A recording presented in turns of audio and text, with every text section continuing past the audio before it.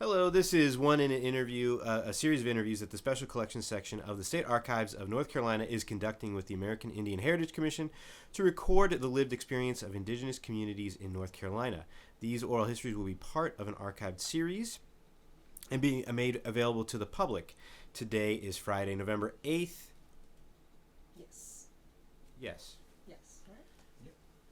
All right, and it is 11:12 in the morning. And this is an interview with, if you can give us your full name, please. Herman Lee, Oxendine. Can you spell that for me? The whole thing. That's my full name. Yeah, spell your full name. Spell Yes, sir. HermanLeeOxendine. Thank you. All right, so this interview is being conducted for the American Indian Heritage Commission Oral History Project. The interviewer is John Herman, and I've got Curry. If you want to go first. Curry Bird, Kerry Bird, Director of the North Carolina American Indian Heritage Commission. All right, thank you. And Zoe Van Buren, ZOEVAN space BUREN, Folklife Director at the North Carolina Arts Council. all right, thank you both. This video interview is being conducted in person at the Oxendine home in Pembroke, North Carolina. So the first question I have for you is, when and where were you born? In Robeson County.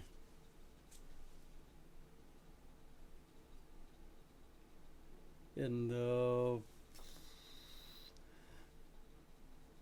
Burnt Swamp community.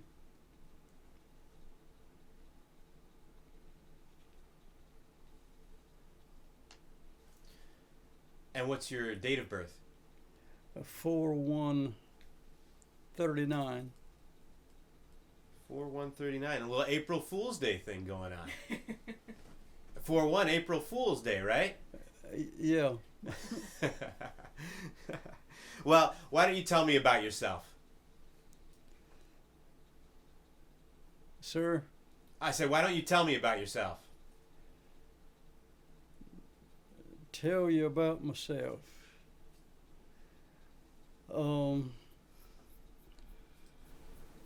How far back you want me to go?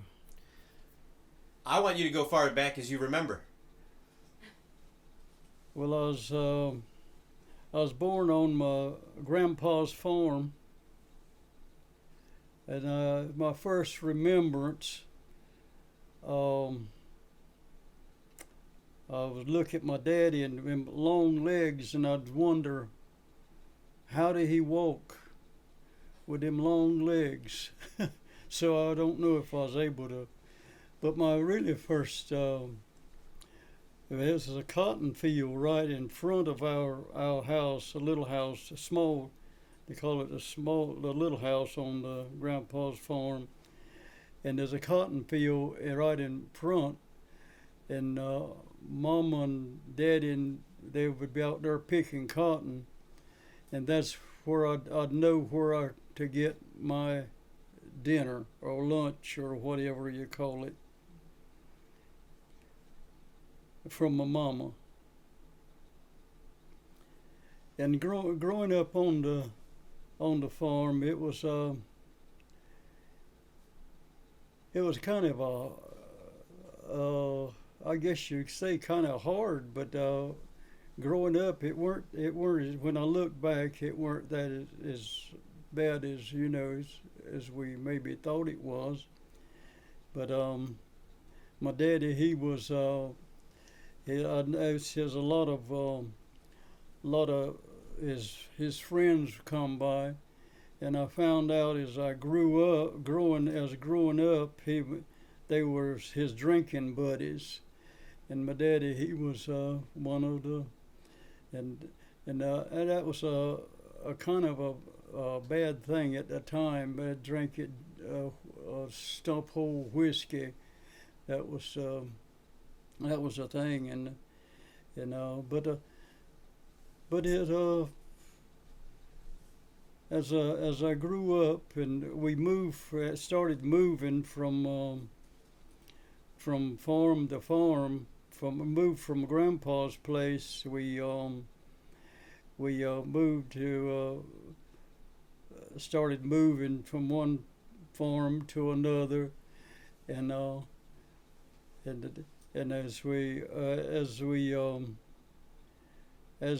grew, one of my main things in growing up and moving from place to place, we over just around Robeson County. We didn't get out of the county, from farm to farm, and raising tobacco, cotton, and corn pretty much was the thing at that time. And one of the things that I said I would, when if I ever get married, I'm going to not be moving. I'm going to be not be moving around so much. That's because it was it had a there's a joke that kind of goes with the folks at that time are moving so much. They said there's one said he moved so much his every fall of the year the chickens would lay down and cross their legs. That was a joke going, but we didn't have that many chickens. So anyway, we moved around quite a bit over the years, and Daddy he would, but my mama she did her best she could to kind of keep the family together. We stayed together and had seven heads to feed. It was I'm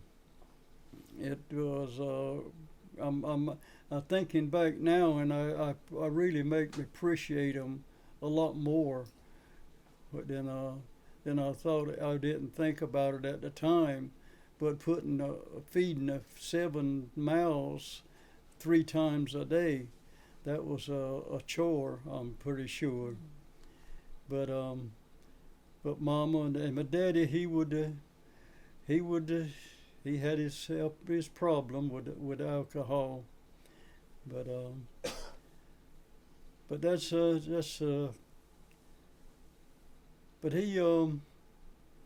he got saved back in the.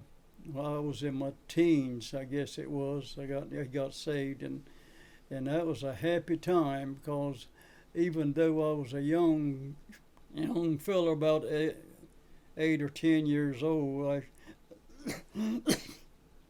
I knew that he wouldn't be drinking anymore.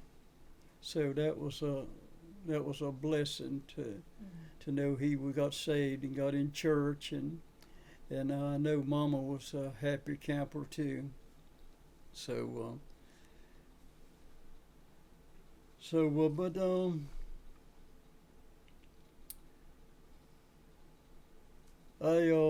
After growing up, I left the farm, and me and a friend of mine moved. We hitchhiked to Greensboro to find work. We got off the farm. Working on the farm, you didn't make maybe about $3 a day, mostly. About $3. Putting in the back in a whole day's work, and it went up to about $4 a day at that time. And we decided we was going to run away. I was in my late teens, about 19 at the time. We hitchhiked to Greensboro and got I don't know if I want to go in any details on, but it was we moved up there and got a job, started working, and worked. That was in late 50. That was in 59. Or late 58. late '58, and then I got a job, started to work for '59 and '60. Got a job in doing tree surgery, working working with Aspen Tree Company, working with them for a few years, and tree company trimming the trees, and and after that I got away from climbing the trees and got in a job doing tile work, putting in bathroom tiles and broken tile porches and things like that, and worked with brother Henshaw, Nathan Henshaw in Pleasant Garden, a little town right out of Greensboro, and I worked with him for about a year, and I got a job with his brother. We call him. His name was Colin Pee Wee Henshaw, but they call him Pee Wee. And I was working with him in '62. And he worked. He had a tile business in Burlington, and I got a notice. I had been getting some notices. I'd come home and Mama would give me a letter from the social. What do you call these? Where you go to register for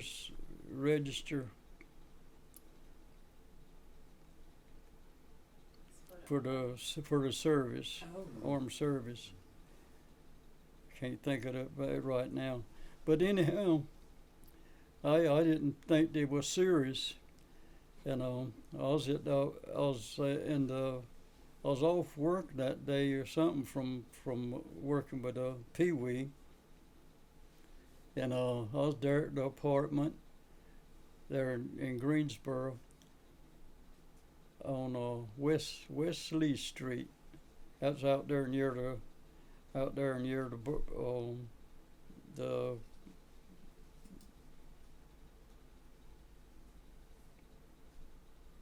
anyway, Wesley. The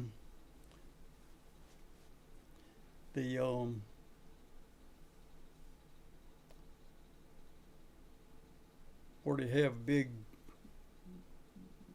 things going on, have big whatever. But anyway, I was out there in the backyard at the apartment, and and a big black car pulled in.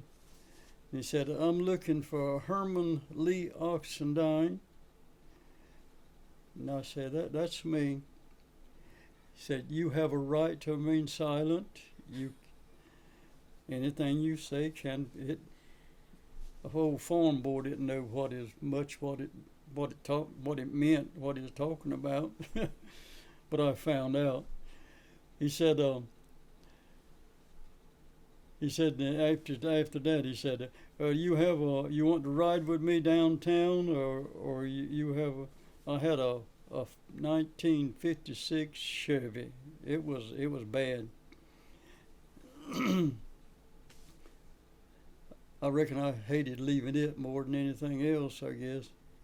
But anyway, I followed him downtown to the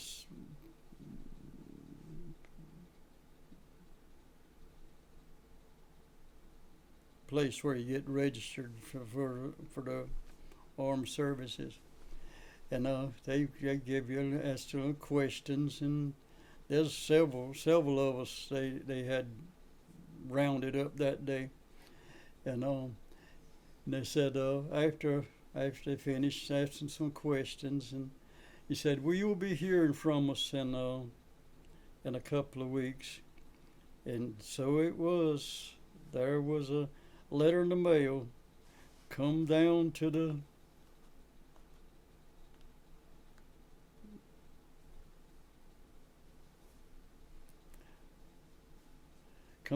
office where you get registered up for the service. So we went down there, that back to the same building where we went before, and we after they got all of us together, they loaded us all up on a bus and hauled us off to Charlotte, and they went the first day did. We went through the examination and check you. They give you a good. I mean, they give you a good checking over examination, and they put us up in a hotel there in Charlotte that night. There's a couple of us in the motel. He said, and one of the biggest. The next, then they come picked us up, brought us back to the examination station that next day. And big sergeants would come by every once in a while. We said, we'll get you, we'll get to you. About 4 o'clock that evening, they got us all of us lined up in a room. Raise your right hand and repeat after me. You have a right, or not that you have a right, but you quoted if I will defend the country, whatever you do. And that quoted all of that. Then they loaded us all up that evening and hauled us off to Jacksonville, South Carolina, and that's where we got inducted. I guess you would say we got us all ready for this boot camp. All the shots and the haircuts and all of that. We was there for about 2-3 weeks. We got our boots and uniforms and all of that. And they loaded us, and they loaded us up from there and took us down to Fort Gordon, Georgia, and that's where we spent 8 weeks basic training. And then we got a leave from there to for 30 days. We had a chance to come home for 30 days. That was a happy time just to get home we hadn't been home for a while. It had been a few weeks since we had been home before we was picked up, before we were drafted. And I was glad to get home for a while, and then went back for AIT, they call it, Advanced Training, back to Georgia, back to the same area in Fort Gordon. Went down for training for another 8 weeks of AIT.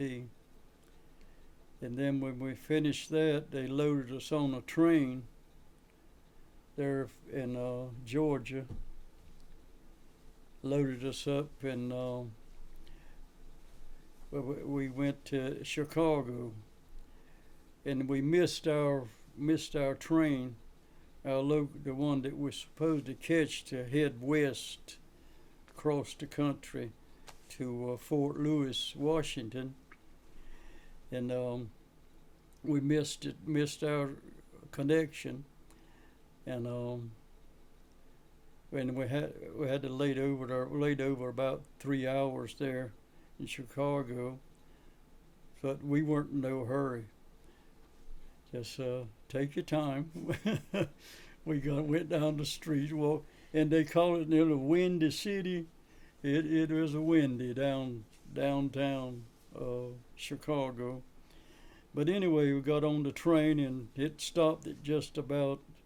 I think it stopped at just about every cattle crossing, just about, and went cross country through. And we stayed in Montana about a day or two. It seemed that like through the back Badland, Black Hills, and we'd go through. We went through couple of canyons, going through Montana on the train. We'd be up in the. We'd travel for seemed like about an hour. It seemed like. And you'd look back and you just there where you just come from was right down here. But anyway, you get up to the top and you start come downhill, down the mountain. We finally got to Spokane, Washington. That's where we caught our bus into Fort Lewis. They picked us all, loaded us all up in Fort Lewis. Took us into Fort Lewis. That's and there's Tacoma, Washington. That's a little. It was a town out like Fort Lewis. I mean, like Fort Bragg. I don't know why they changed that name, but it'd always be Fort Bragg to us here at Fayetteville. But I was there, finished up my time there. But I did get a chance to come home. I had about a year to go before we got a chance to come home for 30 days. And during the 30 days, that's when I met Loretta. When I was home and that was in 63, fall of 63. We met and we stayed in contact with one another by writing. That's back in the day when you wrote letters, and we stayed in contact. And I went back and finished up my time. We didn't get out of the States. Only we went up on Mount Rainier. Up in near Seattle before we was discharged. We went to had cold weather training, and then we went from there to after going up, had training up in cold weather training up in the Mount Rainier. Then they took us to Alaska for some. You can really call it cold weather training. So the first night, they put us up in a tent, and we was the last ones, I believe, to get there. And we went in a tent, and no lights or anything. We was stepping on troops all over the place. I wouldn't repeat the words that some of them were saying. We were stepping on some, but anyway, that was we had some cold weather training. I was where I was there with the 4 Deuce, the 4.2 mortar platoon. Had a tank with the mortar. You'd had a tent. You had to set it up, and we had got it down to a science, I reckon. That's getting one of us would be up under the tent before it even got set up. One would be under their light, getting a heater lit. Cause it was the first night we were there, they said it was 57 below, so it was cold. But the cold weather there is not like the cold weather here. It's a kind of, but it'd get up around. The days was real short, and the day it'd get up around 10 above. You could take your jacket off. You had the Mickey Mouse boots and all of that, but It weren't that they weren't as cold, but you would have to had a buddy system to keep an eye on one another, so you might get frostbite. But we finished up in Alaska, and we won't get into any details in that, but it was they said we want to pick some volunteers, and I should have known that they were up to something. When you don't, that's something you don't do, is volunteer for anything. I had volunteered one time before back in the States, and that was anyway. We picked volunteers, and we hadn't had a bath in a few weeks. So everybody was ready to get to a shower and get a bath and get some real food. But it ended up going as they run you through a meal like you was like a POW. I mean, they really run you through the meal like you was a real. They had really captured you and you run you through it. Didn't know I was good. Didn't know that's what we were getting into, but that's what we agreed to go. The ones volunteered. But anyway, we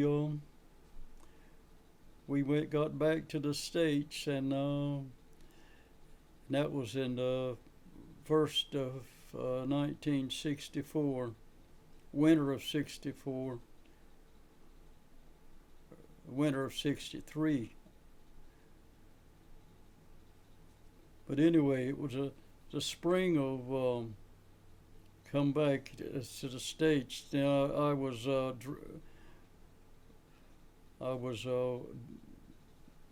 discharged in May of 64. And that was my hitch with Uncle Sam. And we got back home, and we got back from Alaska. I had a few months then we got back home in May.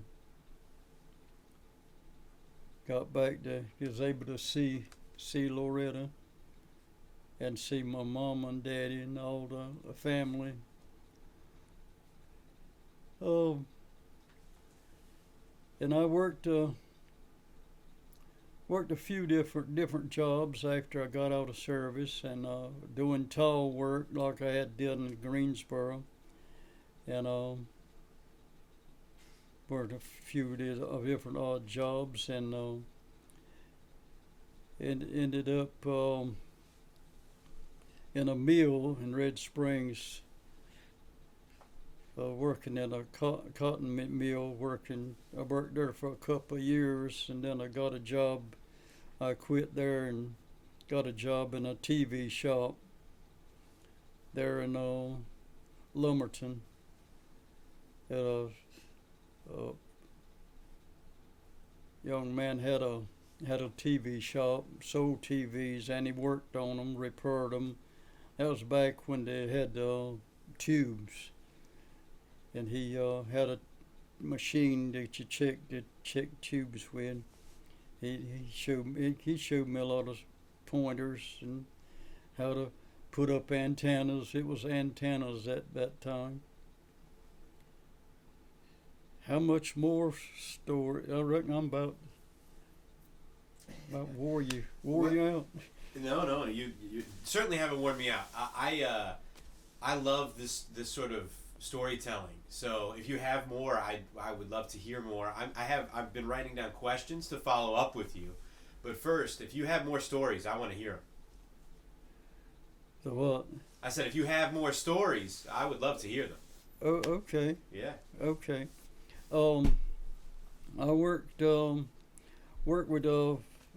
Billy Bruton. He had the one that had the TV shop. Then he closed up, and I got a job at Lumberton Trading Company, and I had learned enough in working on TVs just to be dangerous, I guess you'd say. And in the TV shop there at Lumberton Trading Company, and worked there for, that was in 68, 67. But anyway, worked there for about 4 years. I worked there. Then I opened my own shop. Had a Lumbee shopping center up here near Maxton. Opened up my own TV. Started my own business as repairing TVs, and I worked. Did my own. And I worked there for about a year, and I moved my shop into Pembroke, and I worked there had this shop there for about a couple of years, I guess, and a friend of mine, we'd meet every once in a while at a parts place there in Lumberton. I'd run up with him. He worked with Sears, in the repair, as a repairman, a serviceman, and he said, "Why don't you come and work with us? Get a job with Sears. It's a good company to work with." And I was kind of struggling a little bit in the shop. I was doing okay in the shop in Pembroke, but a lot of them would come by. They'd want to get their TV or stereo or whatever, and they said, "I'll see you Saturday," and Saturday never come, a lot of them. So I decided I need to go, as my family was kind of a small family. Lori, she was a baby about that time, and in Virgil, he was just a little fella, and I needed to know what was coming in. Even though Loretta she was teaching, she had taught with the Holloway. She worked up there she was working there when we got married, and when we met, that's where she was working, and then, but that's getting into another story, but anyway, I decided to go. I had the GI, found out the GI Bill I could finish. I didn't finish high school, so I had dropped out in the 9th grade in high school. So I found out I could. That was before I went to work with Sears. I went to school down at Robinson Community College and finished high school. While I was still had my shop there in Pembroke, I was still doing the job there. And under the GI Bill, I finished high school, and about that time I decided to go check with Sears and put in an application, since the fellow was still after me to come work with him. So I went and signed, put in an application, and got a job as a serviceman there with Sears. And in the TV shop, they had a TV shop in Lumberton. They had several shops around. They had Lumberton, Laurinburg, Dillon, several around the area, TV shops, but anyway, started working in Lumberton, and I believe why I got the job was because I had went and finished high school at Robinson Community College. That's why I got the job, I'm pretty sure. So I worked with them for 21 years. I was with Sears. They closed up. They started consolidating, and they closed up they started closing up the shops and everything. Everything went. A lot of them. It was one in Dillon. They closed it, and Whiteville had Laurinburg, and all the servicemen come to Lumberton. I didn't have to move at that time, but it was in a few years they moved us. Well, it was about 10 years, I guess.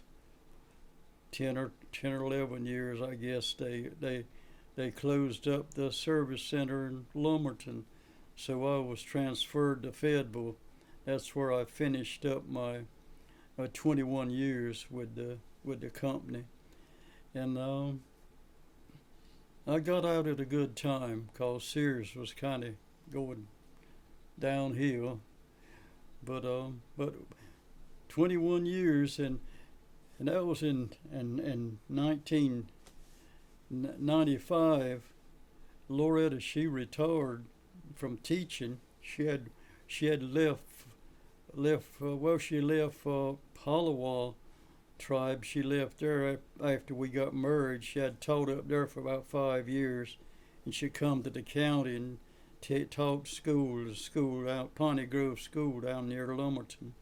She moved there after we got married. She moved. She'd drive back and forth up there to teach, and so she come to the county and teaching, and so she anyway, she ended up, they closed the district lines in the county, and Loretta told them if I can go to West Lumberton, that's where most of the Indian children was coming to Piney Grove from out of the city. So she said if I can go to West Lumberton, because that's where most of the Indian children was from. So she finished up teaching in '95. She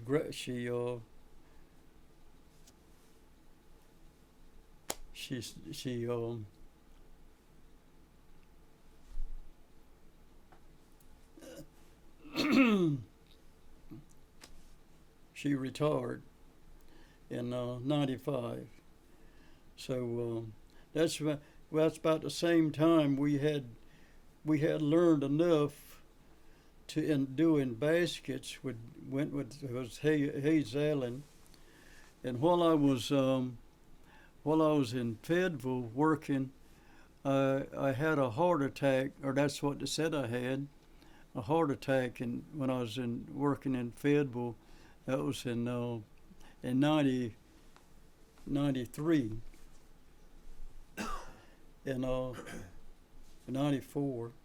But anyway, Loretta thought I needed something to do, but I was enjoying being home after having a four-way bypass, and that's when they said I had a heart attack and had to go, because a lot went on during that time, and that's when they really a four-way, they cut you and took a vein. I still got a scar from my ankle up to my groin. But I was enjoying being home. I had got saved back in '66. I got saved and got in church and serving the Lord in '66. But I was enjoying being home and watching the gospel channels, the preachers. I was really enjoying that. And Loretta thought I needed something to do. And Hayes Allen was teaching some classes on Indian art, doing dream catchers and war bonnets and different things like that. And the word come up about Hayes Allen mentioned something other about pine needle baskets, and Loretta, she said, I can make pine needle baskets because she had watched her older sister when she was about 8 years old. She watched her older sister make a basket, and she hadn't made none until, well, taught some students at Piney Grove when she was there, but she really hadn't really got into it that much, making the pine needle baskets. But she said, so I can do pine needle baskets. So we come home that day, and the next day we was taking the classes at night, doing dream catching. Got into making chinnyberry necklaces and all of the other things, and so we said so we come home the next day, and we made a basket. I was going to maybe show you them later, some of the baskets we made before we got to where we're at now, making what they looked like. They didn't look like much, but anyway, we come home and made the baskets and took them back to the next night, the next meeting at the there in Pembroke at where was taking the classes, and Hayes Allen looked at it. He says, "Keep working at it." It didn't look like much, but we kept working at it, and that was in about 95. That was in 95. So we kept working at it. We had worked at it enough to get. We had, and I had. I'll try not to wander off too much to other things and other places and other things we got involved in. But we had got kind of good enough to we had done some pretty nice, right nice looking little baskets, and with no lid or anything. And they had our first powwow we had it at Lumberton Fairground. At Fairgrounds we did our first powwow. That was in 1995. Loretta had retired, and I was off that day, and I was still kind of off from work, but so we did our first powwow in 95, and so we started making the baskets, started doing the lids, and we still did the dream catchers and war bonnets and we went out to Hayes Allen's, took us the class out to his place and boiled some chinnyberries, got doing chinnyberry necklaces, and it was all during that time. So we kept working at the baskets, and I got involved in doing some. My brother married a Catawba girl down in Rock Hill. He's still down there, my baby brother, and I got into doing pots, doing pottery, and we added that to our baskets, and that's doing some gourds. That's all happening during 1995, and it worked on into. It started from that. We started following the powwow trail, did a lot of the powwows and different things. and we got into Indian Ed, going into Indian Ed, going into schools around the county, and talking about our baskets and pottery and gourds and things. In 1997, Loretta said I had went back to work at that time. I'd planned on retiring, but the doctor told me, he said, your heart's okay. You can go back to work. That was about 96, and so I had to go back to work. But I really stayed at home about another year before I went back, because I didn't feel like going back to work at that time. But in '97, Loretta told me, said, she said, by Wednesday, said I was looking like I had aged about 10 years because of the driving and traveling around. I'd going like 100 miles or more, over more, driving around from doing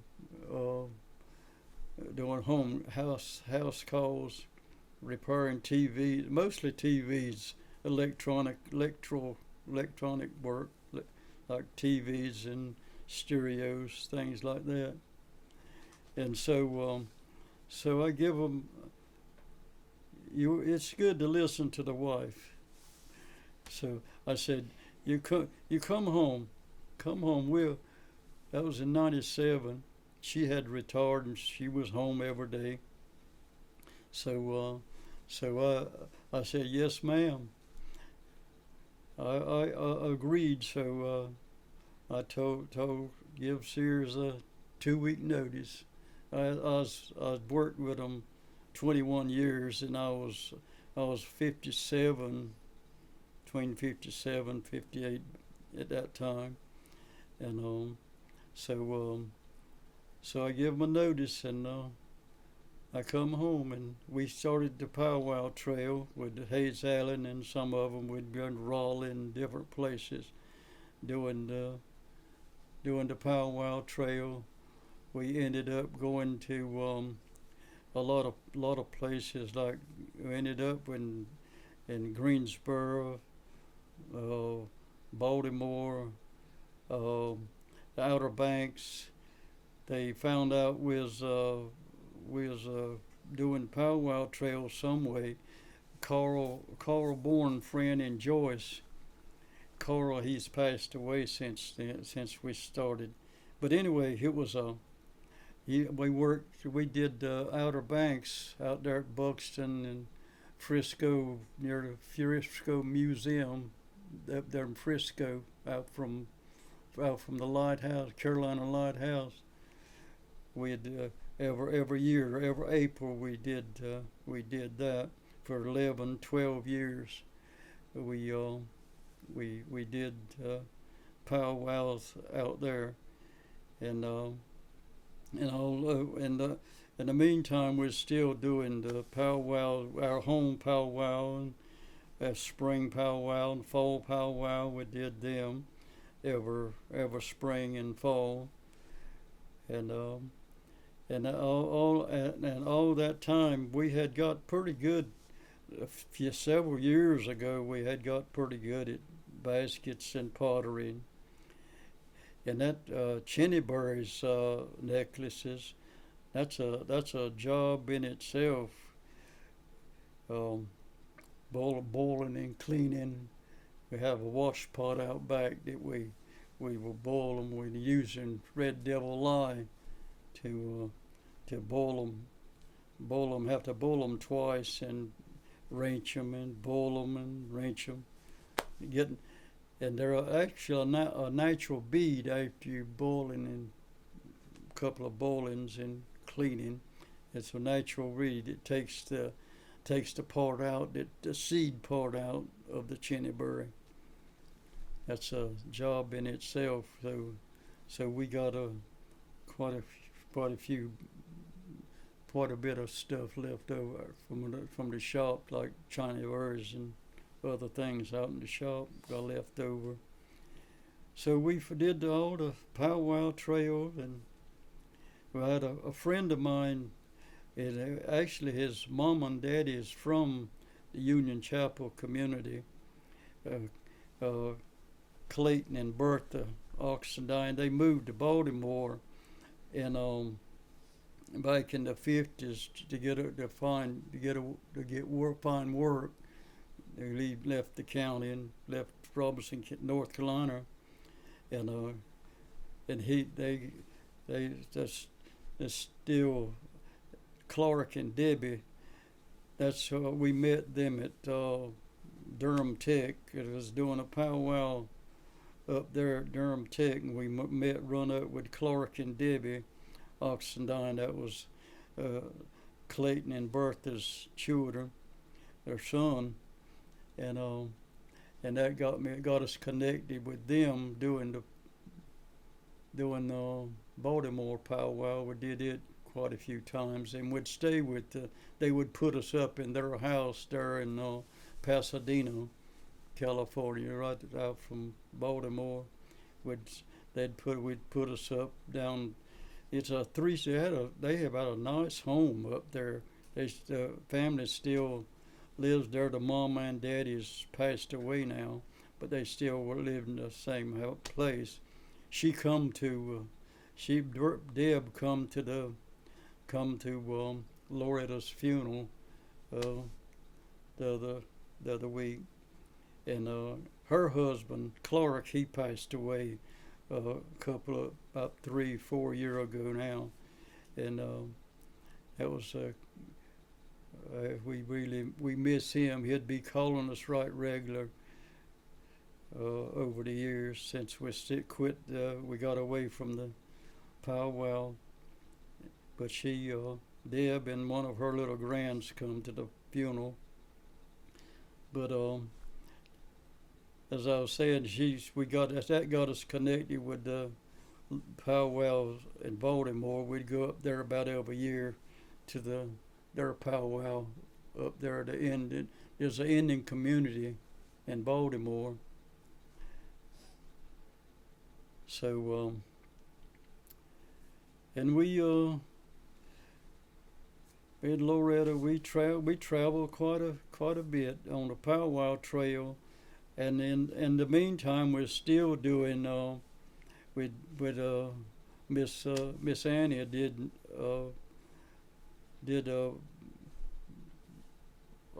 bus tours. That's when we getting back to where we traveled a lot on the bus tours. We traveled. We went Amish country in Pennsylvania quite a few times, and Niagara Falls, all New York. Went as far as up as Bangor, Maine, and Bar Harbor, up in that area. Went whale watching, and went out. I believe I already mentioned that I mentioned going to turnaround point in Las Vegas was our turnaround point going west. We went with Grand Canyon and a whole lot of other places out west, and while we was doing powwows all at the same time, was doing all of these other things. And yeah, we got a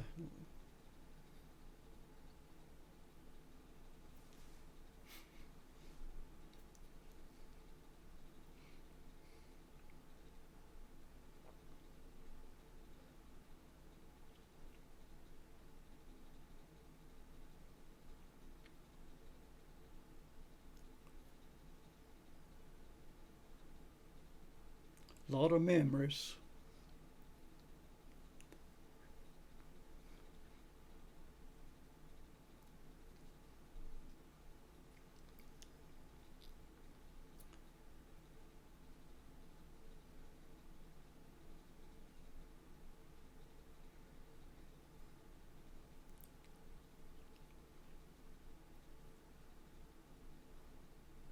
we celebrated.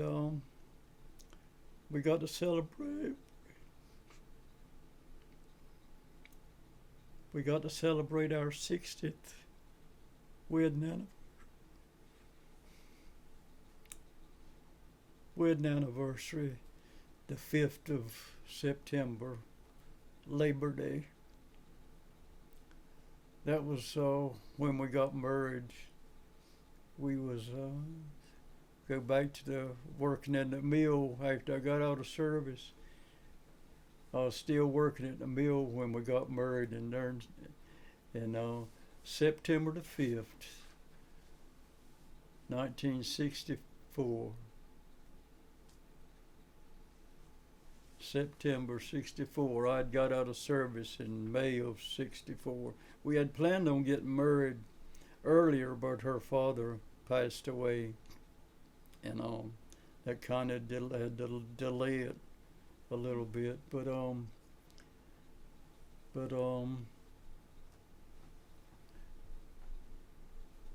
we got married on at Friday night,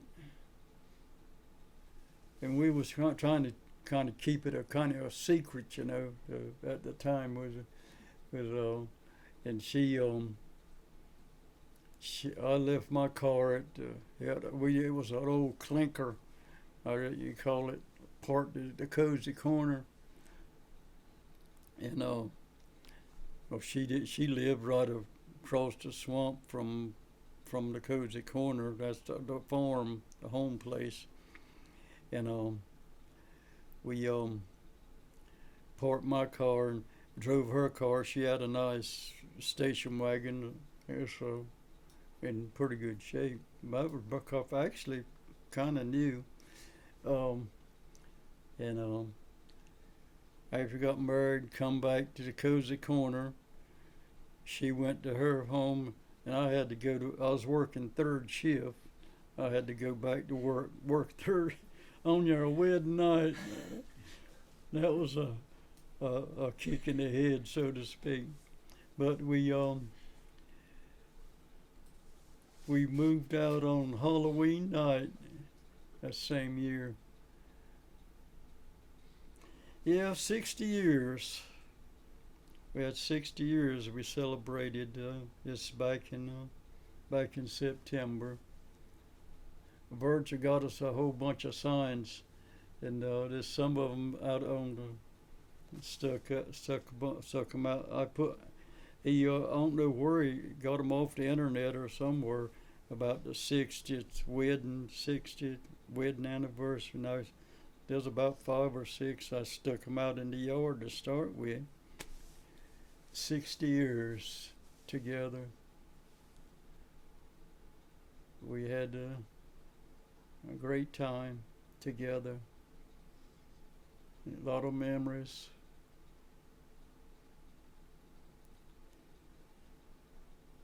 And we'll stop there. But a lot of memories.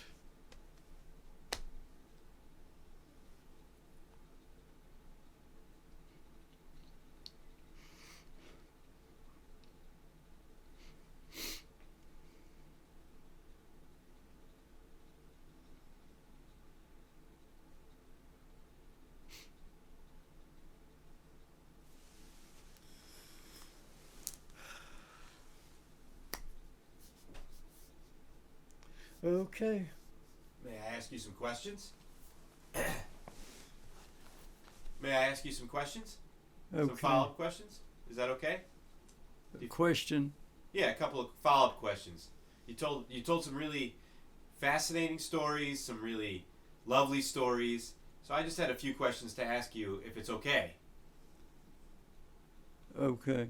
Okay. I was curious. You mentioned you gave a lot of, especially after you went to Greensboro.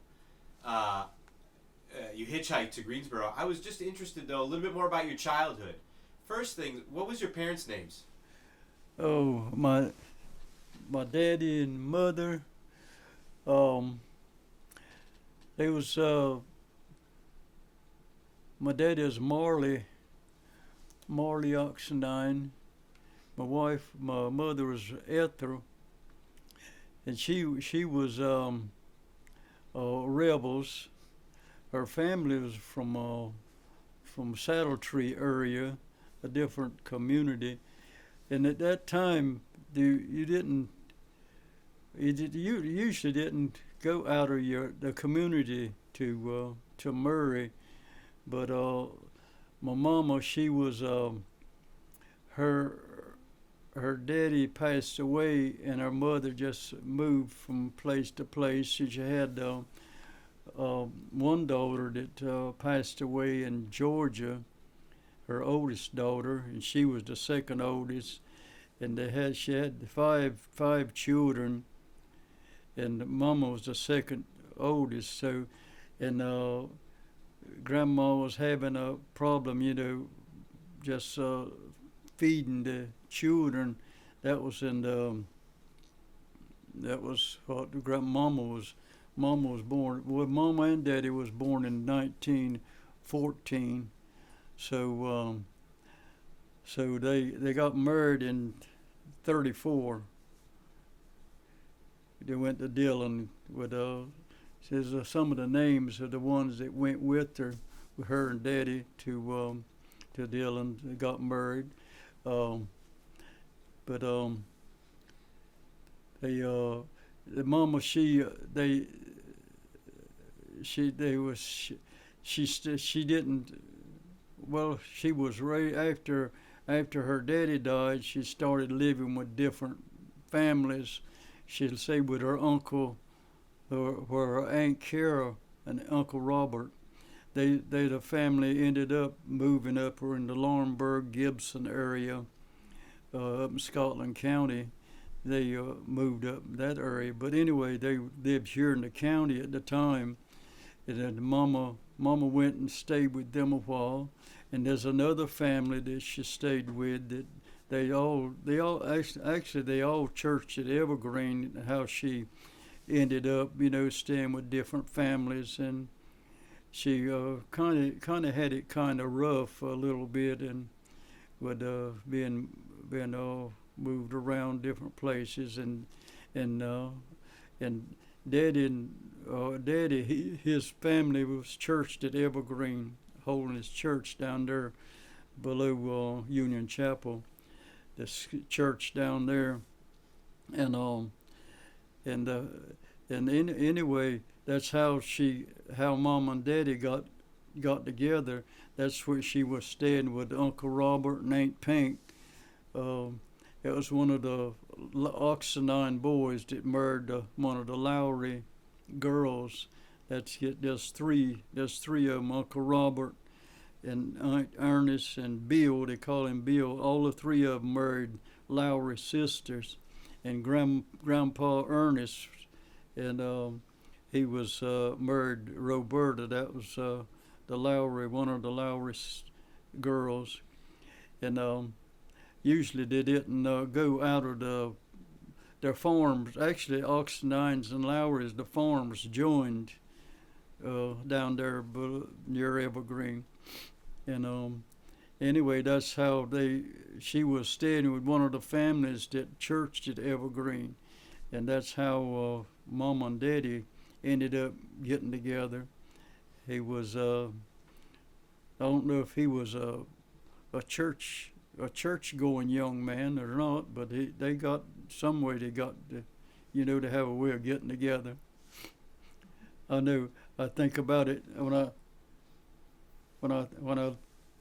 it was about like me and Loretta, the Angels had a time of getting them together. So the Angels, they worked overtime to get me and Loretta together. So that's they got married, and they've been 34, and they moved into what we call the little house. They're the house is gone now. It was there up until just a few years ago. The house where I was born. I cost them about $8 what do you call a midwife? I believe what you call them. But anyway, I was my oldest brother. He was born in '36. They got married in '34. He was married in '36. And I got born in '39, and then it just kept coming. The babies, and that's the story of the story of my mom and daddy. And like I said, he had his buddies that would come. I didn't realize that until Lori, bring me to. I believe there's a story of my personal testimony that I did when I was at the Bible college. Yeah, I graduated. I didn't get into the graduating the Bible college up there at Shannon. Got a 4-year degree after I got started there while I was still working at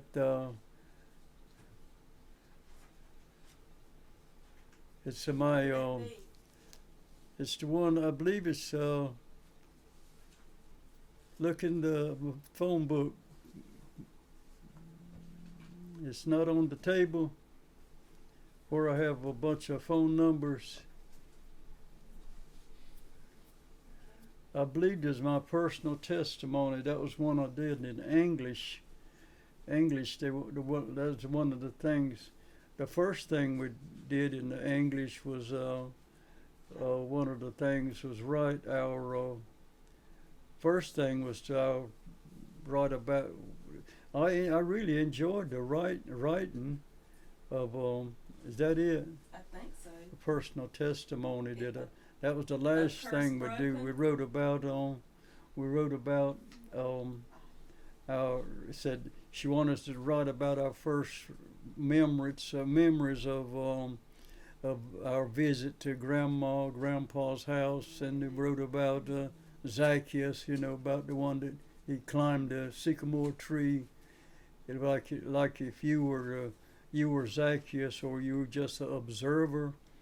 We did several writings of like that, and then the last thing we did, she wanted us to write our personal testimony, and that's what come out of that, and that tells you a lot about our growing up and our family. Now about our daddy and all.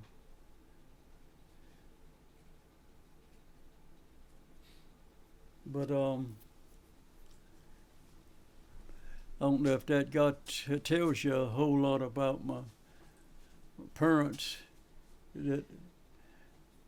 Yeah, so that's fascinating. I'm also interested in on your childhood side. You grew up on the farm, but what was the town? Did you go into town? What was it called?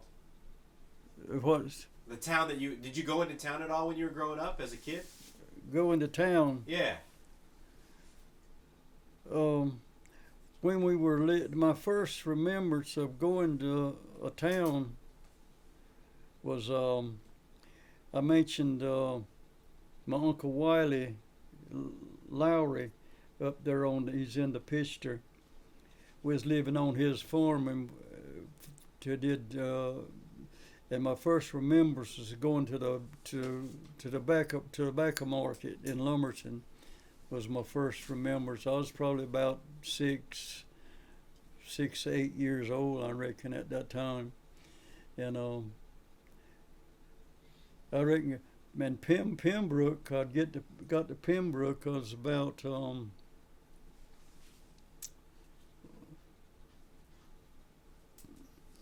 I got to another thing. Growing up in Robeson County, there was 3 races, and that I mean it was 3.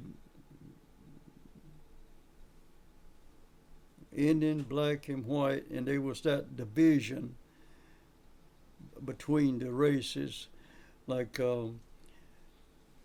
like if you go to Lumberton, there's a places like a place to cafeteria or somewhere like that you did places you just didn't go.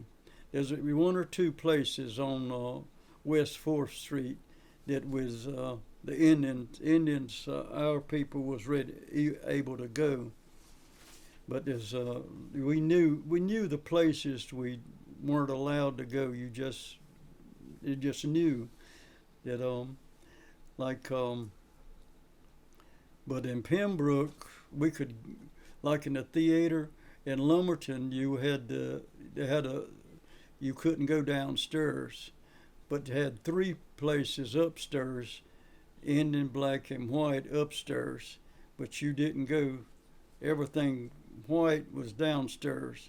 They had that altered herself, and the same thing in Red Springs and Lumberton. But you could go into Scotland County, up in Laurinburg. Either you went for black or white. So we went for we were accepted in Scotland County as went with the white. Wherever white went, we was able to go. But we go to Pembroke, we could go into the theater. We could sit anywhere we wanted to. And I thought it was the same thing in Red Springs. One day we was in Red Springs with Mom and Daddy, just doing some business or something there in Red Springs, and that's when they had a theater down on Main Street, and I was about 10 years old, I reckon, and I paid my dime. I stayed 10. If you was over 10 years old or over 12, you get in for a dime. I stayed a dime for a long time by telling a fib, but and I reckon I could look the part. But I paid my money to go in to see the movie there in Red Springs, and I was going downstairs, and the lady or girl behind the counter started pointing up.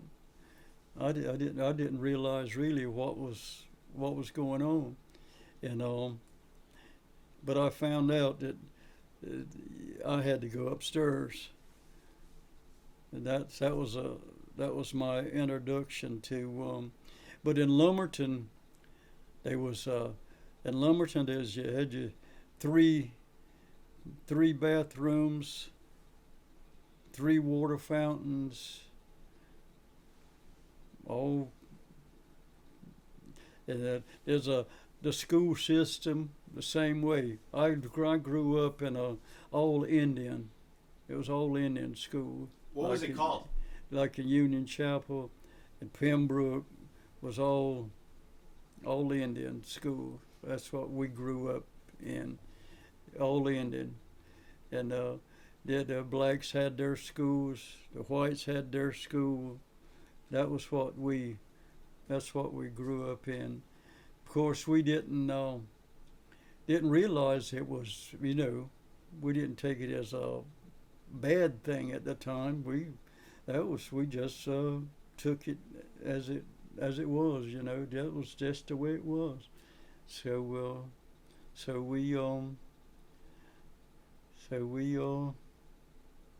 we knew where to go and where not to go in different towns. But in Pembroke, we just had the run of the town, whatever cafe or movie theater was able to. It didn't matter. But the blacks, they had to go upstairs. That's funny, ain't it? The blacks had to go upstairs in Pembroke. It's kind of crazy when you think about it, Yeah, that actually is. It's interesting because I'm curious about that. That you knew when you went to the movie theater, you had that woman point up, and that's how you knew you had to go somewhere else. I had to go upstairs. Right. Yeah. But what about? How did you know restaurants or cafes? Who told you? How did you know this one's okay, that one's not okay? Oh. Oh. I really. Oh, I don't know. Just by word of mouth, some of it, I guess. You just your older folks and your seniors and your older folks with you said they'd let you know that this is not you don't go into there. You just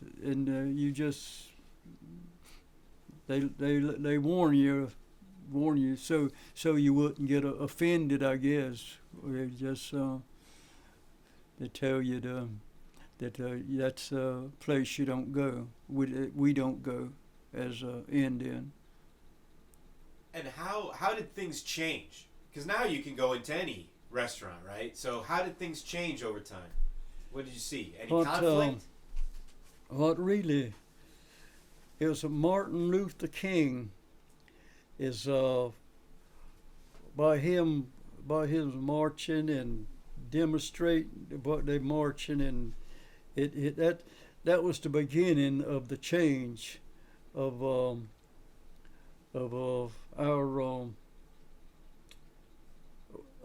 everybody being they got rid of a lot of the bathrooms, water fountains, and the blacks first got to go to all these places. Then we, as an Indian, was able to go. So that by him, we had a lot to thank Martin Luther for. He opened the doors for all people, not just the blacks, but it opened the door for the Indian to go into the restaurants and movie theaters where we can sit where we want. That was the beginning.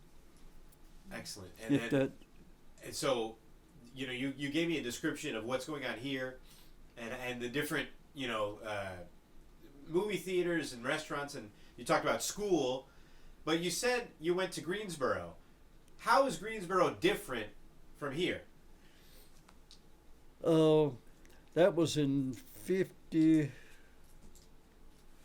It was different because of what Martin Luther had already been marching, demonstrating. So the blacks had already opened the doors at that time. That was in 50, 58, 59. So it was kind of opened the doors for us. I mean, some places did kind of they might kind of want to say something or frown on it a little bit, but they knew not to. They knew to allow you. They probably didn't want to, but they couldn't change it. It was already into the works of changing from the blacks being able to go. So that opened the door for us and there was a group of Indians had went from a Hunt family had went to Greensboro a year or so before I went. Me and my friend, there was the Hunt family had went to Greensboro. And there's a couple of other families. The Hunt families, the Jones family, and Locklear. There's a Locklear family where we ended up going to stay for. They had a room and board house. He would Jimmy Locklear. He put us up till he'd help. The Indian young men would come up there. There's a a bunch before I went up. There's several others went up, and that's where they would go. And they had several boarding houses. The Dees family, the Dees, Locklear, Jones had boarding houses for a Indian. That when they go up there, they had a place to stay, and they would put us up till you get a job. He would help you find a job till you. They didn't have to pay. They'd fix you a breakfast and supper and pack you a lunch, a bag lunch to take with you to. After you got your job, you'd go and work, and then you start work. Then you could pay for your back room and board. You'd pay then. So that's how we. But we didn't know. We knew there's a Hunt family was up there. We didn't know where they lived. The Indian family, and they had lived here. They was in school with us at Chapel before they moved up to Greensboro, and it was kind of funny. Me and Ronald got there to the bus. We finally it was hitchhiking up to Greensboro. We walked from Southern Pines to Pinehurst. There weren't nothing at all much between there. Yes, we stood there on the intersection of Aberdeen and Southern Pines. We stood there about an hour and said we might as well let's go start walking. So we walked into Southern Pines and caught a bus. I had borrowed $5 from Grandpa to go. He and that was that's another story. But let's go. We found after we got off the bus, there's a taxi sitting there. Said, where do the Indians hang out around here? All right, off the farm, out of Robeson County. And he said the only Indians I know is the Hunt family, Vernon,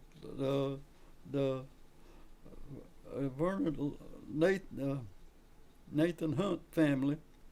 They live on Ashboro Street. So we loaded us up. He charged me just weren't that much, about 50 cents or something. He took us over to the Hunt family, and we stayed there for a while, and he had one of the boys said, we know Jimmy Luckler, he runs a boarding house, and he'll put you up and until you can get you a job and go to work. You can stay with him until then. So that's what we did. Yeah, and you said you're coming fresh off the farm. Yeah. This is a small town. Greensboro's the big city, right? I mean, how is that different? Big, oh my, it was a shock, really, into a big city. It had never been nothing no bigger than Lumberton or Pembroke, but we kind of adjusted, I guess you would say, and kind of felt our way around.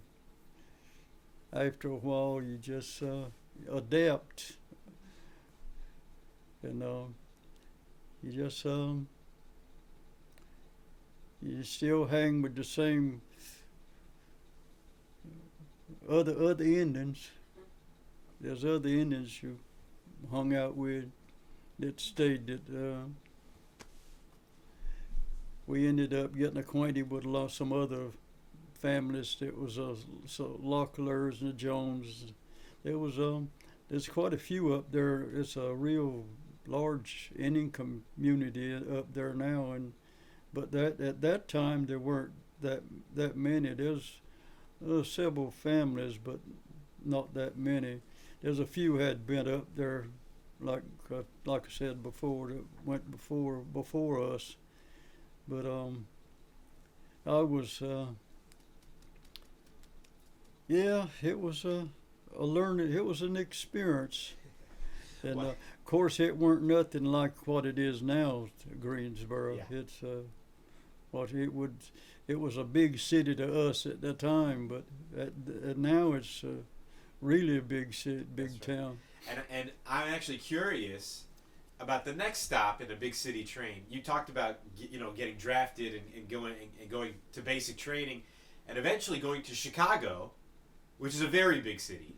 Yeah. And so, what do you remember about your time in even though it was a few days? What do you remember about your time in Chicago? About Chicago. Yeah. About the time we was traveling from Georgia to Yes, sir. Chicago. The only thing I remember about Chicago was around the train station. We didn't really go venture out that much. There's one or two of us, two or three of us. We got out.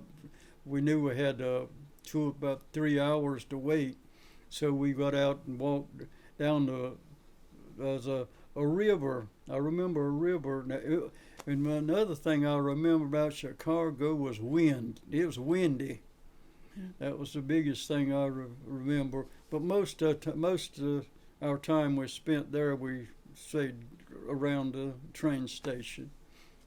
We didn't really hang out. We didn't go downtown or I don't. We just went out a little, ventured out a little ways. That we didn't go too far. We didn't. I reckon we didn't know. We figured we better stay close. And did you ever think of staying in the military? Any what? Did you ever think of staying in the military? Loretta, she tried to talk me into staying, but I told her 2 years is enough time to give them. She was wanting to travel a little bit, but I talked to her and I just would stay away from Uncle Sam. Well, all right. So, I'd like to get into your art now, if that's okay, a little bit more. And I'm interested. You talked about how you got into it, the start of the art, but why did you pick baskets first? The what? Why did you pick baskets first? Why not gourds first or pottery? You picked baskets first. Why did you do that? Pottery. The baskets.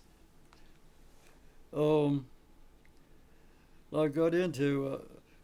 I didn't get so much into the pottery, but the baskets was through Hayes Allen. Says he told us to keep working at it. When we go back.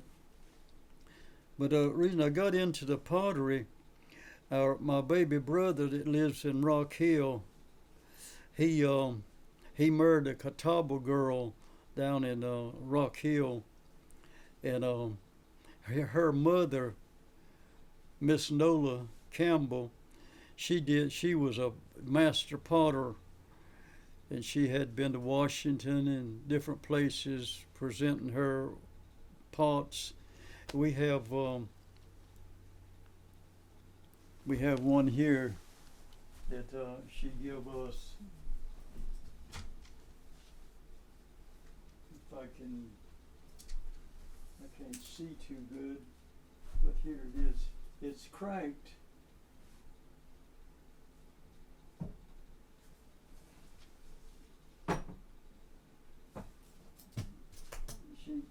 She made some beautiful pots.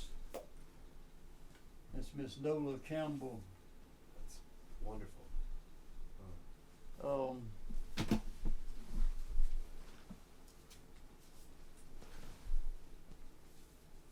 That's dancing feather.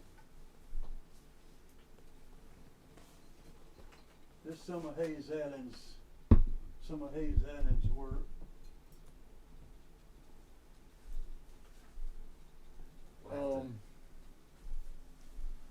Pictures of that, I think. And I went down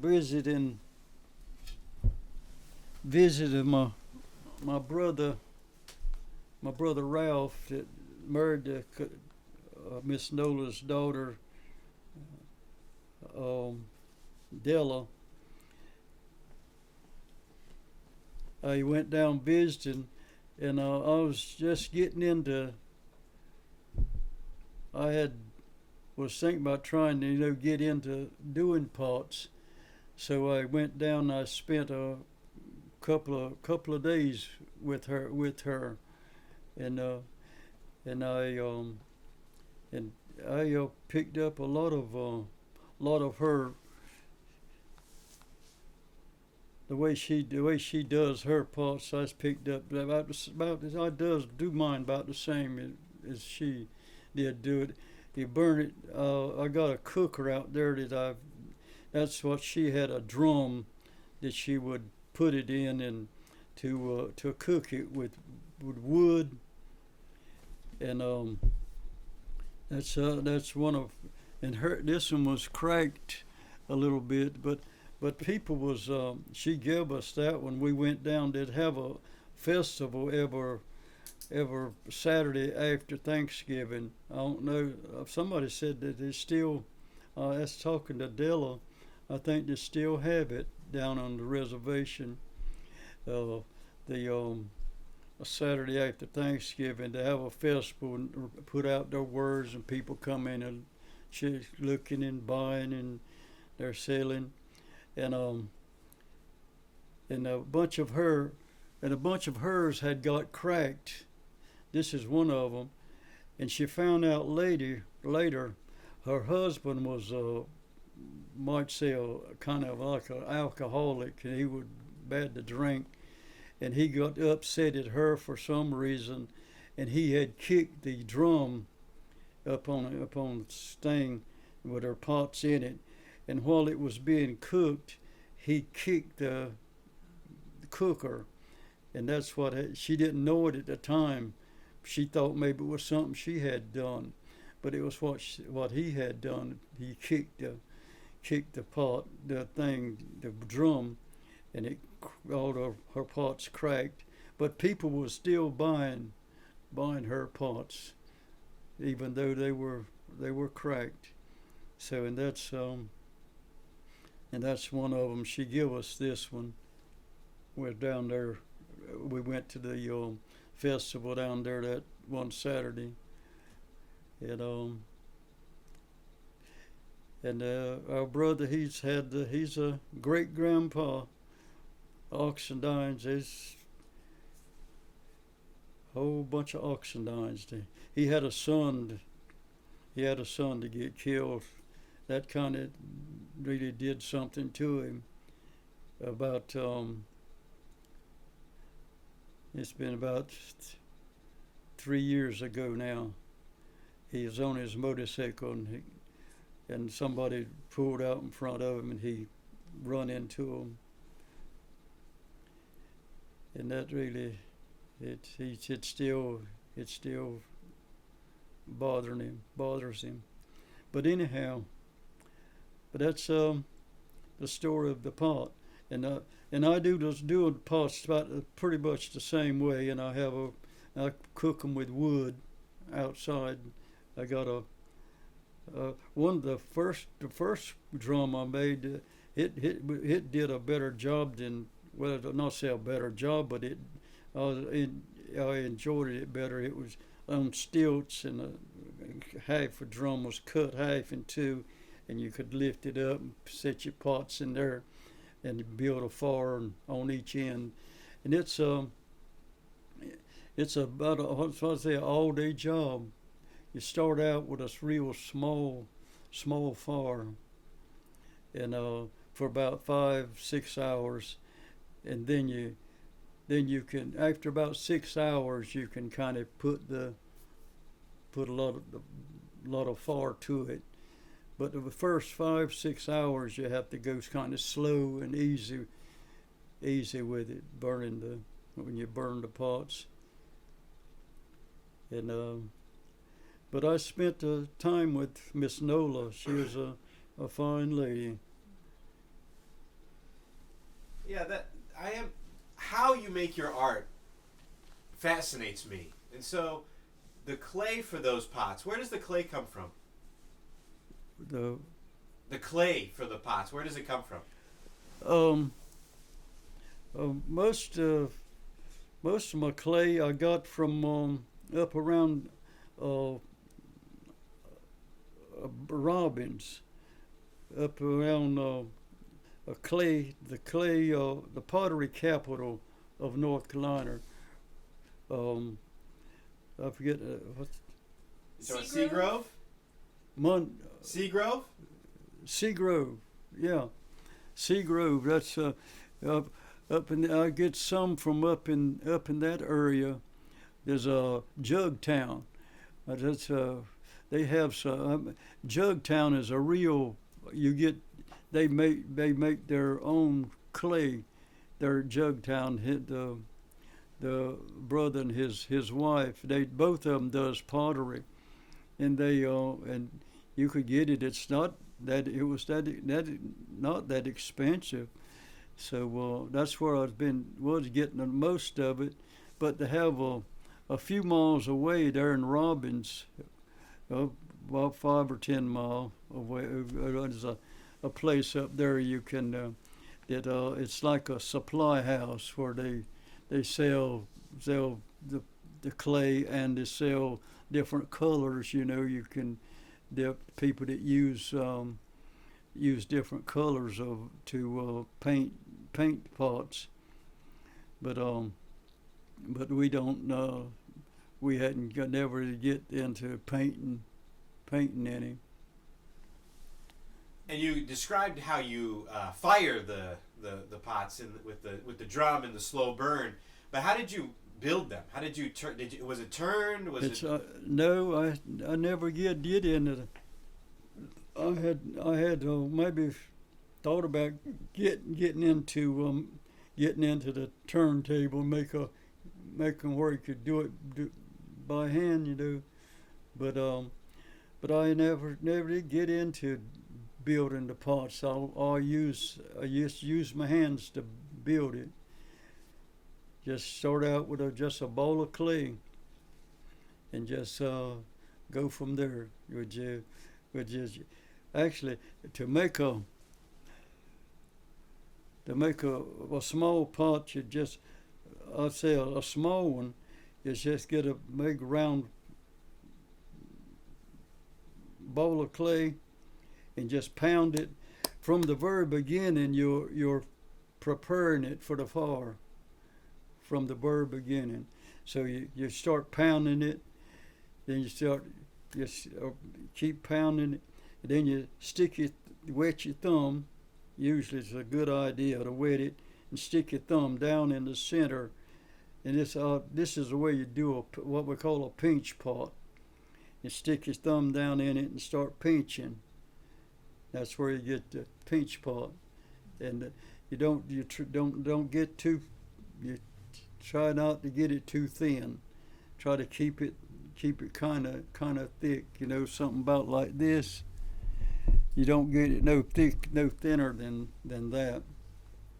But then you after you get it pinched, after you get it make sure it's good and round, and bake it. It's looking halfway decent anyway. Then after you get it finished, usually the last thing you do is put your name and year and whatever on it, name and year. Maybe you might maybe that's usually that's about enough. But then you set it up for about at least 3 weeks before you burn it. You have to set it up for about at least 3 weeks. You you can go longer than that. Usually 3 weeks, and then after that you just every what day you have a day that you don't have anything else on the agenda, so to speak. Then if it's a month, sometimes I've went as long as a month or two before I'd burn it, because you have to go at least 3 weeks before you burn it. And then when you get ready to burn it, you put it and you start out, like I said, a real small fire, and for about 5-6 hours, and then you start getting it a little bigger, and a little bigger, and then after several hours, you can just put the fire to it. You won't hurt it. After so long, you can just put the fire to it, cause it's what's the word? Anyway, Tempered?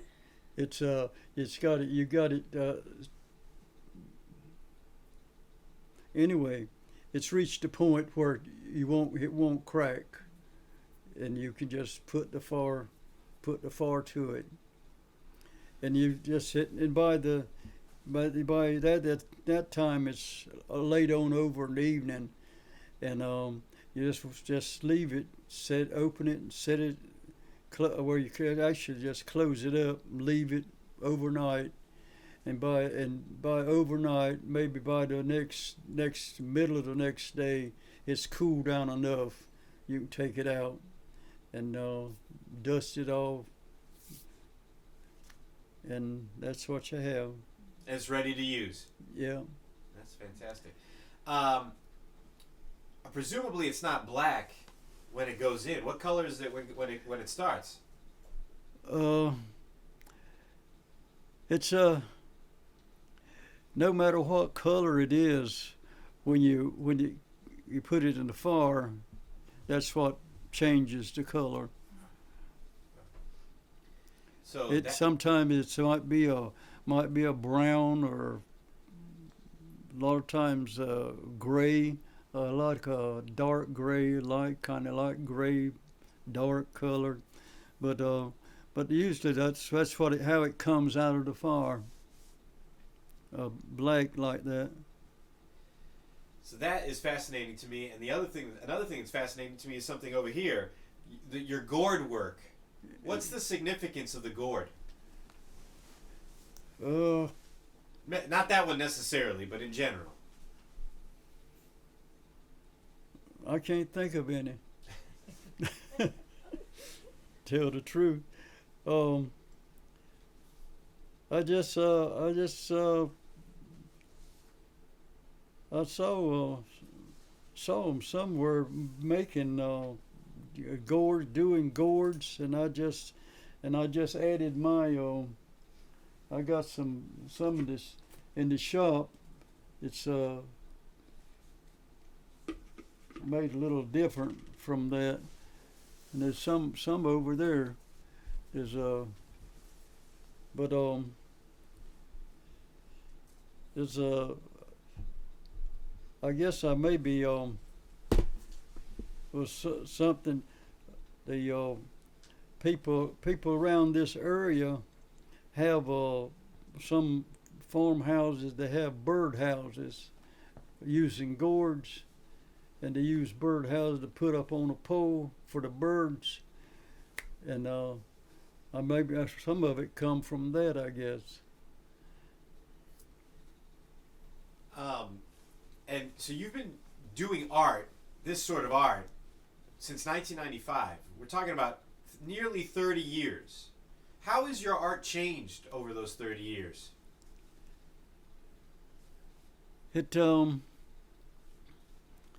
I guess it got more of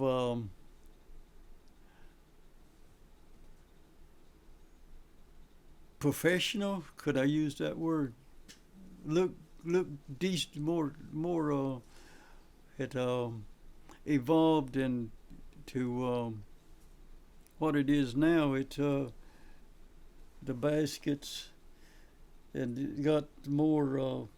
That we had Loretta. She never did get into making these pots baskets that large until just not too well 10, 15 years ago. Got getting larger, and but I guess it's just they got more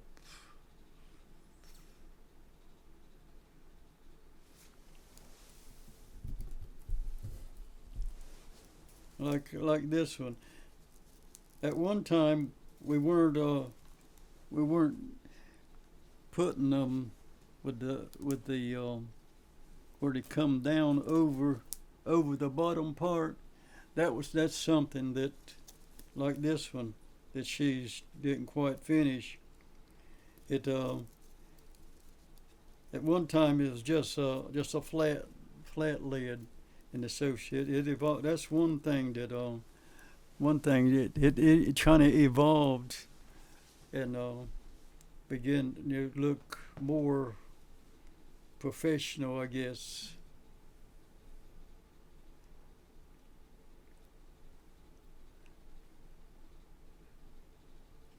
But she and it actually got more tight, a lot tighter, and a lot of the,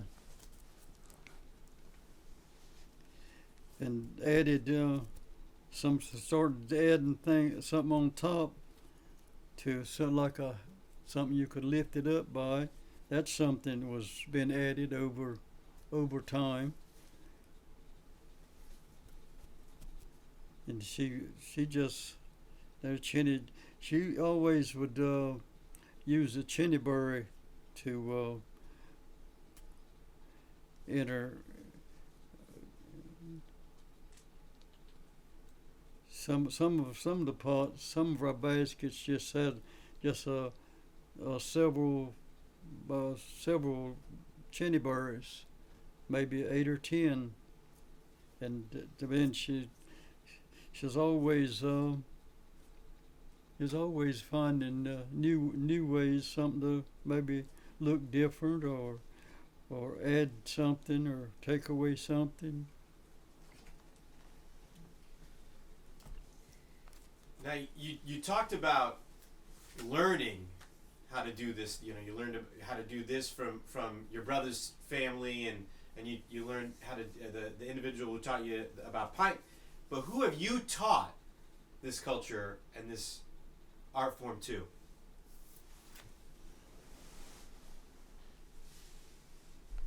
Have to run it by me again. All right.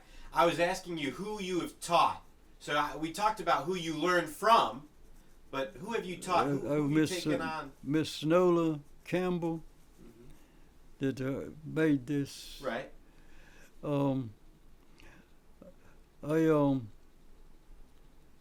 I had kind of got into it just a little bit, but before I met with Miss Nola, I had started kind of trying to do a few pots, small ones, but then after spending time with her, she gave me a lot of pointers and helped me a lot in the way I was. I had started doing some. I saw some in on the powwow trail. Saw some pots and started trying my hand at doing some pots. And but then I spent some time with her. That really improved my the way mine look. And then, so that's how you improved how you looked. Yeah, learned so what she taught me, and then I added my touch to it. And then, did you ever educate others? Did you teach others? Did you have a class or? Yeah, we would go into the schools, Indian Ed. We taught some children in school. Some of them would go into schools. We did that for quite a few years doing Indian Ed. There's from there at the old high school there in Pembroke, Brother Kenny, I believe it was Locklear. But anyway, there were several of us, and several others that would all work. We would pick. They give us the choice of how many days we wanted to go in, whatever squat schools we wanted to go into, or ever how many. They would give us a choice of how many. We just didn't want to overload ourselves because we had other things to do, and like the powwows and things. So we didn't want to overload ourselves. So most of the time we'd at least fix 5 or 6 schools we'd go into and teach children how to make a pot and the baskets. I'd show them how to do it. That was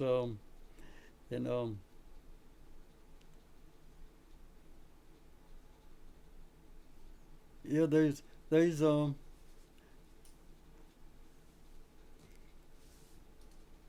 Loretta. The first go back to the first powwow we did at the fairground in Lumberton in 1995.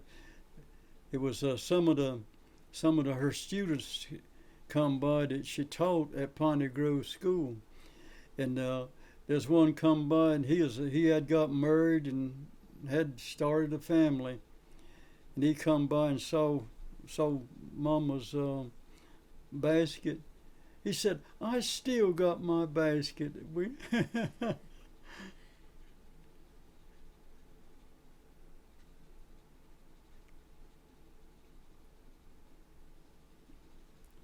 Still got my basket. I made it Piney Grove School. He still had his basket. He took a week to make a small basket, just a basket, no top, no lid or anything. But Loretta told the children, told them that Friday. It said, if you'll bring some pine needles and thread and needle, Monday we'll make a pine needle basket. And so they all had robbed Mama's thread baskets and needles and stuff, and they started on Monday. They had a break time during a class. At that time they had a while to do some kind of art or whatever, and they had that time to work on a basket, and by Friday they had them a little basket. And the young man had come up that day at our first powwow, there at the powwow. He come by and, I still got my basket that we made. And that was that kind of thrilled Mama to know that he still had his basket. Yeah, that's a lovely story. Well, I may have a few more questions, but I'll see if they have questions for you, if that's okay. Okay. All right, Curry, you're up first. If you want to, here, you can take the mic. No, you can just pick the whole thing up. Yeah. There you go. Yes, Mr. Herman. I had a question about the military, And what was it like being in the military, and how were you treated? How were you treated when you were in the military?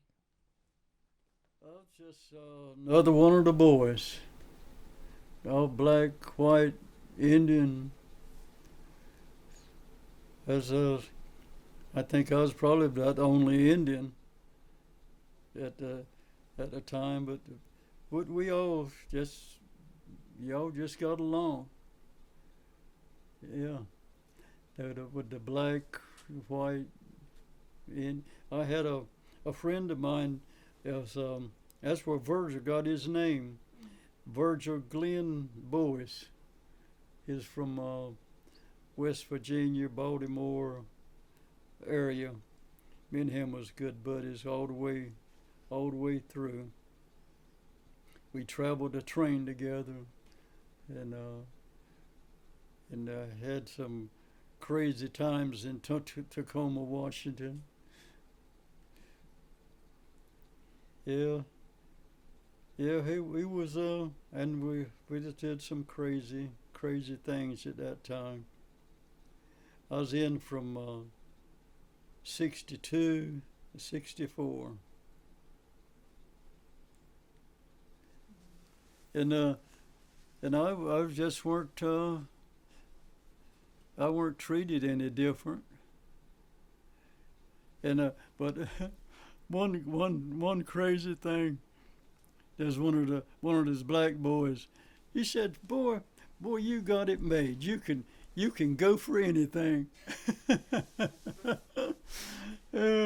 I took that as a joke, I took it, but I reckon I go for white, black, Indian, whatever. He just said you can, especially he's talking about getting girls or girlfriends or something. Said, boy, you can go for anything. So I know you and Miss Loretta dated fairly early in time, in regards to different time periods. So today we have cell phones and computers.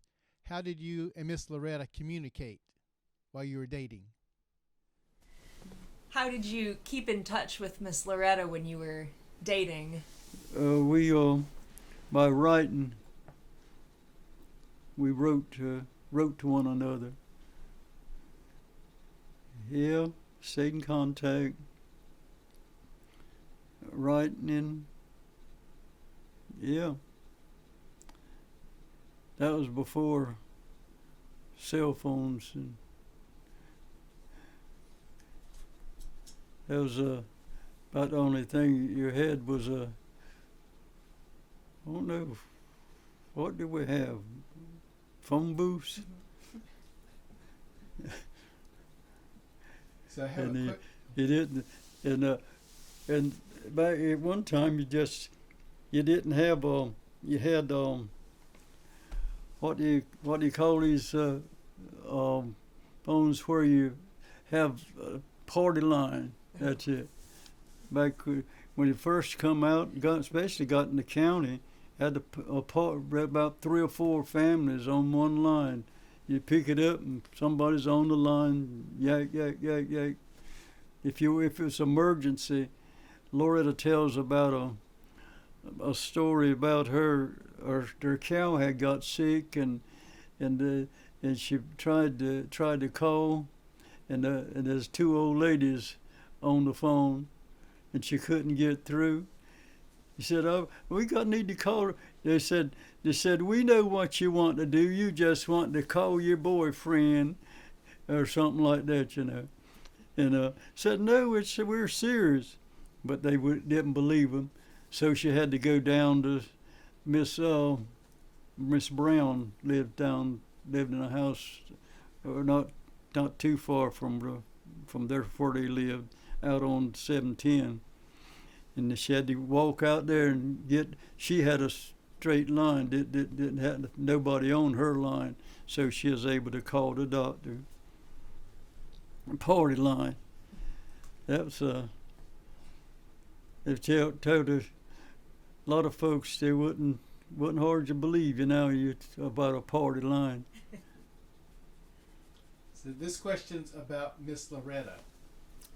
You said she had been teaching in the Halawassaponi tribal community. How did she end up there? How did Miss Loretta end up teaching at the Halawassaponi tribal community? It was from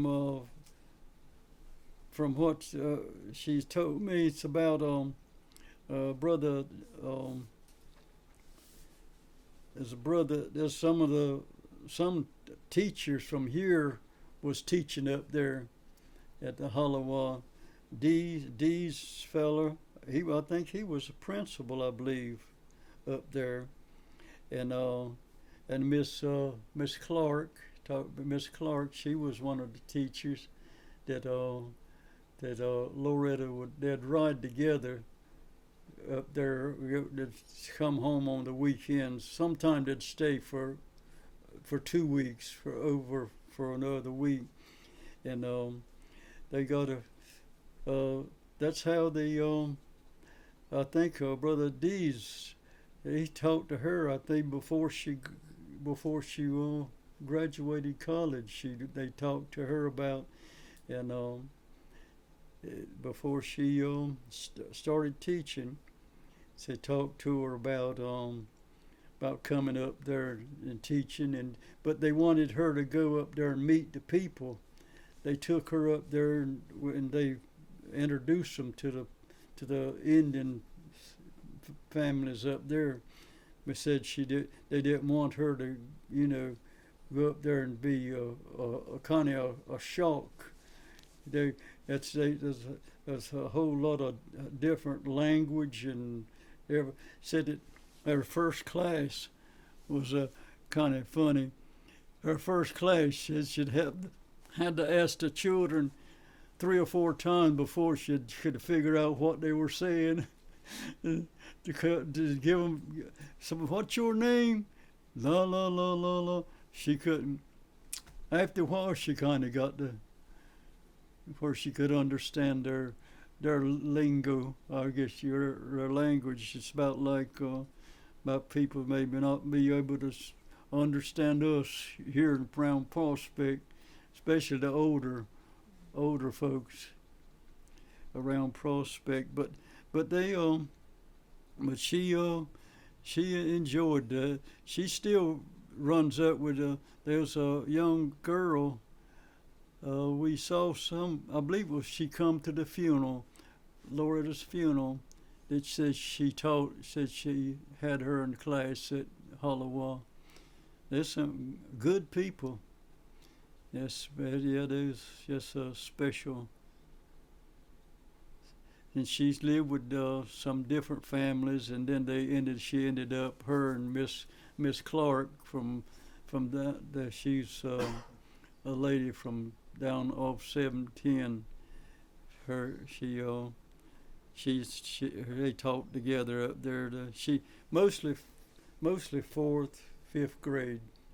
She taught up there, and she enjoyed the time she was there. Sometimes she'd drive on a Sunday evening, leave here on Sunday evening, and drive by herself up to Halawa. Hollister. It's that's the reason, and the reason they wanted her to introduce them to the folks, because of the way their language, or not so much their language, it's a different, like to say in Mexico, there's 5 different what you call it?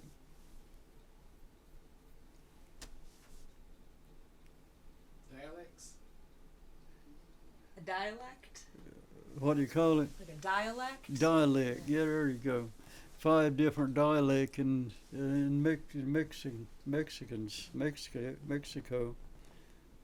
And I found that out when we was doing Indian Ed I think it was, and we had to go doing some kind of class, and we had to go interview a Mexican from this area to interview him and find out, and that's when we found out there's 5 different thingy things. Yeah. And that's about the way it was up there, and that's the reason they wanted to. They made sure that Loretta had to go up there and visit and talk with the people before she would go up there to teach. Didn't want to, so she wouldn't maybe offend or be offended or whatever. So I have a question about learning in art classes. You mentioned that you and Miss Loretta took a class from Hayes Allen Locklear. The what? You took a class from Hayes Allen Locklear together when you started. Were there any art classes when you were young, like traditional art classes when you were young, or did that start later? When they actually, like what growing up, when we're growing up or whatever. Yeah. We didn't have any, really. We didn't have any, what we say, Indian art or anything, but we didn't get into really doing for our among our people till what into the maybe the 50s, 60s, and but there was I was trying to get it together at the when we went to Washington. We was up there for a week. Miss Helen Maynor, she was a Maynor Sherback. She went to Washington. She was up there for a lot of years working to kind of help our people and for recognition and different things. But we went to the archives one day while we were there. We did. She got us up. Miss Helen got us up there to. It was a basket making art. There was people from Indian, from all over. There was me and Loretta and a lady and her husband, Goins from Cherokee, and us. We was the only ones from North Carolina, and we went.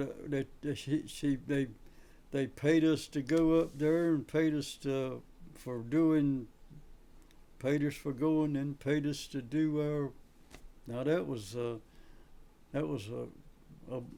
blessing and a shock, I guess, getting paid 2 ways.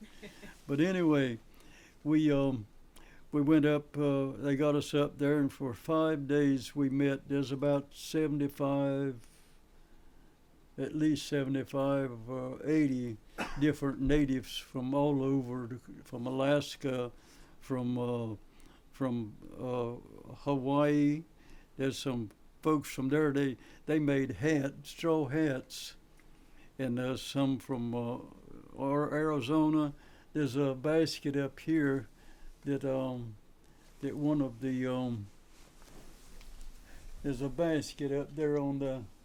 There's one of the Indian ladies. I think she was from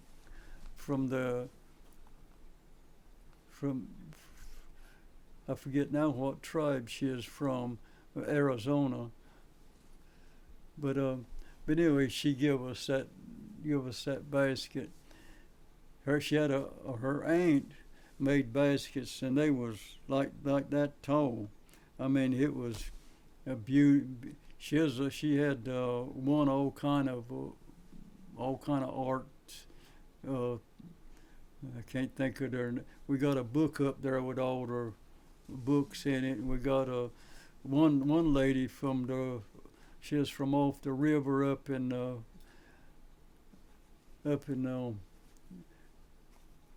that says she was from what's the name of the state, Washington, and Oregon on the river. And it said there's a white lady taught her and her sister how to do the basket, how to revive their basket they made. And it's she does done Courtney. Her last name was Courtney Gold. But anyway, get back to Washington. They'd bus us down to the mall, and most of the natives they under tents down at the mall and do their baskets and all their things. Pretty much all basket makers, and but they put me and Loretta, we put in the museum, the Native Museum. They put us up in one of the in the museum there, and demonstrate and show our baskets. But there's natives, like I said, there's natives from all over West and California, and we was the only one, like I said, from North Carolina. Was the Goins family, and we'll get to where I'm trying to get to in a minute. But at night, they'd get us back. They'd feed us breakfast. Then we'd get night. They'd feed us in the daytime. They'd feed us down at the mall. They'd feed us down there. Then at supper time, we'd come back to the motel. It was one of them high 4 or 5 stars there on the edge of Virginia, where we stayed. And they'd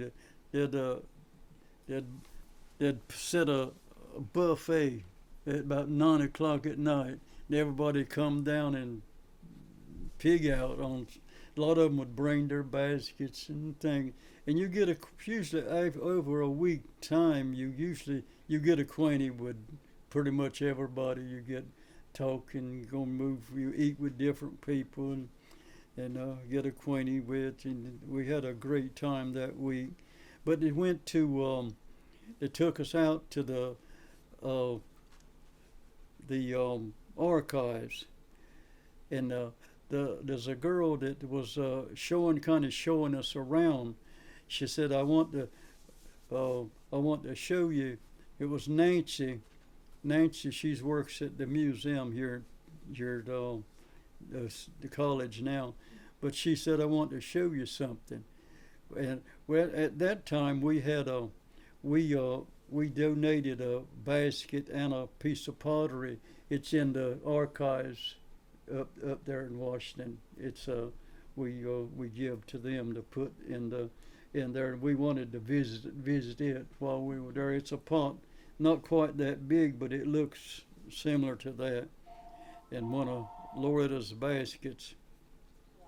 And but I want to show you. It was right next to next door. You open in them archives. You could open it up and walk down the aisles and just shift stuff. And down the aisle, it found a. She said, "This is what I want to show you." She opened it up and pulled out a drawer. And Loretta said, I was a brave soul. Said, Nancy picked up a pot that was in in that drawer, and it was. They said it was I forget what the history was to it, but it was said it's about 300 years old. A pot, a pot like we would make.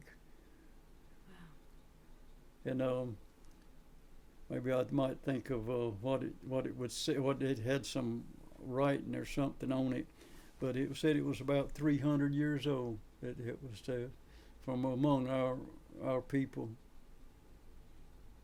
So we had a great time that week. There's a statue of Chief Joseph out sitting outside. If you ever been there to the archives, it's a interesting place. It's right out of Washington, over on the edge of Baltimore. I think that's the end of that story. I was wanting to get to. Does he have a 1:30 appointment? Sorry. Took so long. No, it's all good. I think we'll just start. Oops. I think we'll get it. Just the last thing I want to ask you, and that's the thing is, what are you most proud of? Most valued. What are you most proud of? Most proud in your life. What are you Inspired. No, here. Let's Write it down. Let me write it down. Yeah. Got no room left. Inspired. Proud, like pride. Proud. What? Proud. What are you most proud of? Proud. What am Proud. Yeah, that's it. There it is. Yeah. Proud.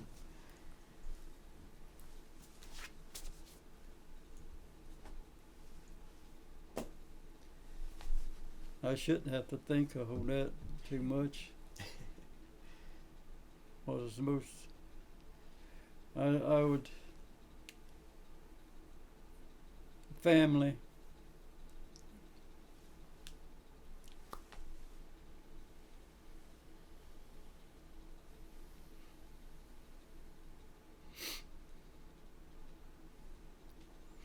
Yep. Loretta, Virgil, Lori.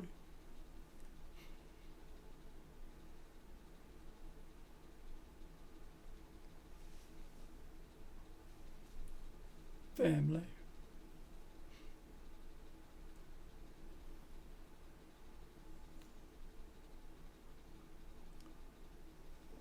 Yeah.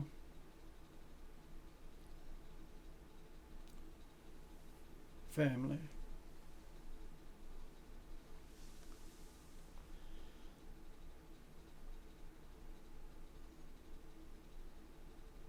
And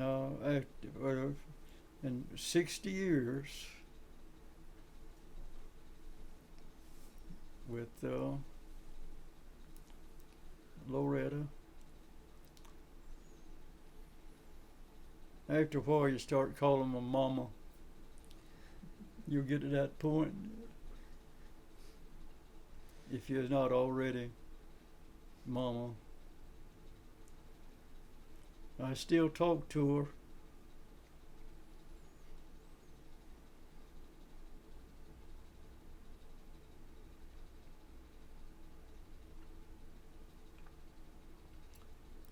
Yeah. I've been a blessed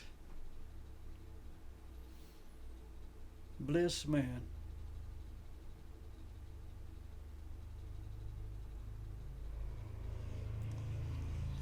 Well, And I owe a lot, and I'll say this, I owe a lot to the Lord.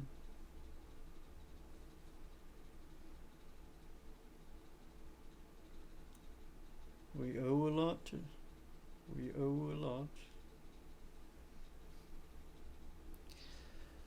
Well, that seems a wonderful place to end.